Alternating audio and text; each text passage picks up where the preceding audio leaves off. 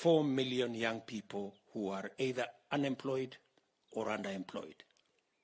It's going to be informed by the reality that we have close to 8 million people who are entrepreneurs at micro, at small, and they are all operating below their potential because the environment, the financial environment, the credit environment, the policy, legislative environment is not favorable to them. We've made this conversation also under the realization that almost 50% of our GDP is a contribution from the agricultural sector with its linkages. And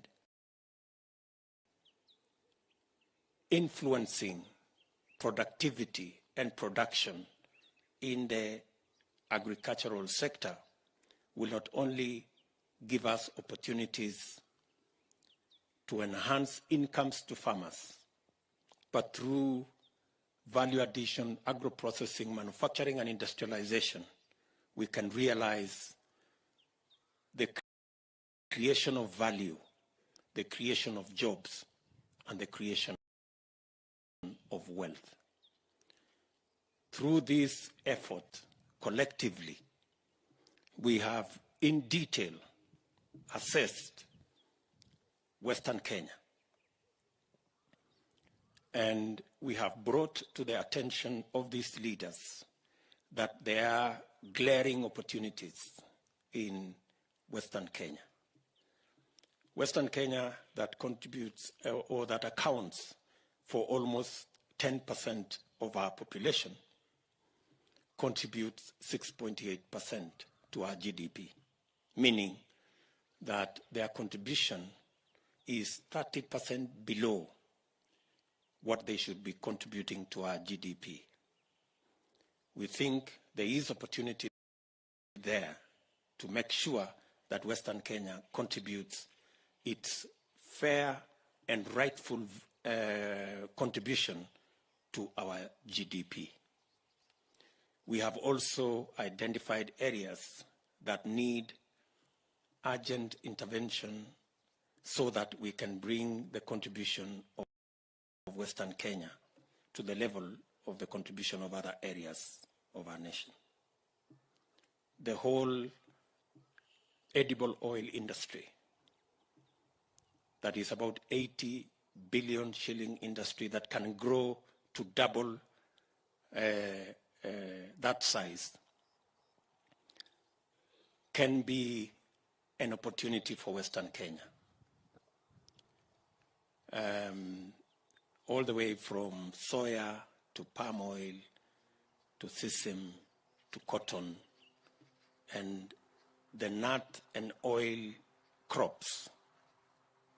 Today we import 90% of edible oils. In fact, it is the second largest import after crude oil to our republic. And it can be, we can replace the 90% import of edible oil by taking advantage of what Western Kenya, of the opportunity in Western Kenya. We have all the other sectors that we have discussed, and I am very confident that the document that will result from the consultations of this meeting, that will, as I said, go back for validation by ordinary people at the grassroots, will be a document that will take this country to the next level, both in terms of creating opportunities for jobs, creating value, creating wealth, so that we can deal decisively with the challenge, the twin challenge of unemployment and poverty. I am persuaded that the country is ready for this new conversation. Every part of Kenya, every citizen in our republic wants to know how their ideas, how their suggestions can become part of the nation's way forward. And I want to invite all Kenyans into this conversation. I know many of the other leaders have engaged in the economic conversation in different ways. I want to encourage them that in whatever way, even by opposing, it is still part of the conversation. It will help enrich and inform this conversation, because it is about the only conversation that will take Kenya into the future. I want to say, for the avoidance of doubt, that it is not true that there are problems in Kenya between Kenyans. A Kenyan from Western Kenya has no problem with a Kenyan from Western or from Rift Valley or from Central Kenya or from Coast. The collective problem we have is the status of our economy. If the economy can create the jobs, if the economy can create the wealth, if the economy can create the opportunities,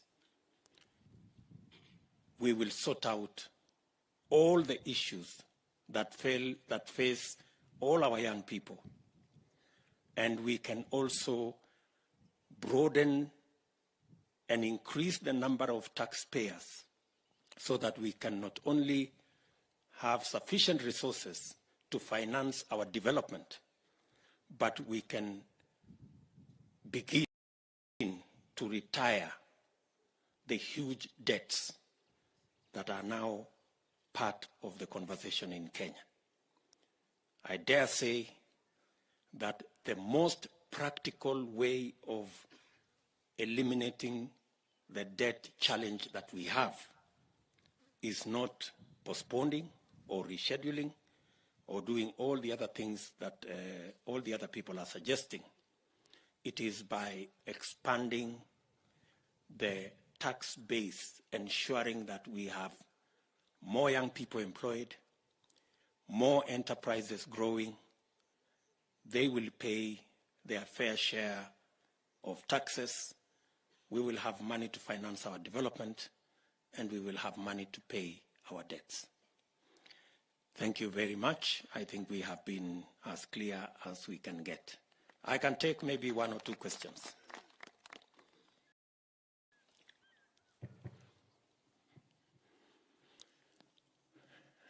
And if you can restrict your questions to the discussion we are having here, Madam. Thank you.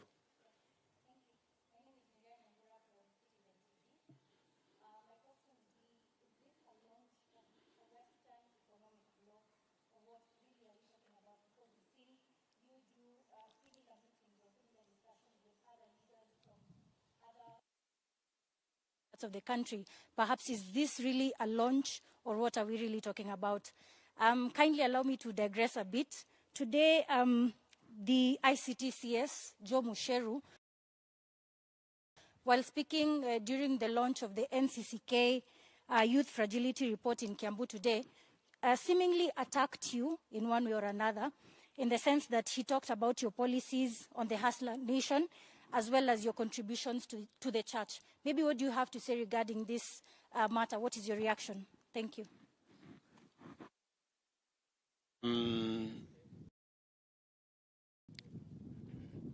This is not a launch of anything. This is a continuing conversation. And it is a conversation that we intend to be continuous as we bring on board the ideas, the suggestions of many citizens. We believe there is a pool, a rich pool of ideas among us Kenyans. And we are providing an avenue and a platform where those ideas can find their way to inform the agenda for the future of our country. I do not wish to respond to those who are criticizing what we are doing, because we believe that criticism is not entirely a bad thing. At least they are recognizing that we are having a conversation, which is good enough. So, and they are also appreciating that this is the only conversation in Kenya today. They do not have an alternative conversation. That in itself is an appreciation that we are driving in the right direction. Any other question? Thank you very much. Asanteni sana. Nawatakia heri.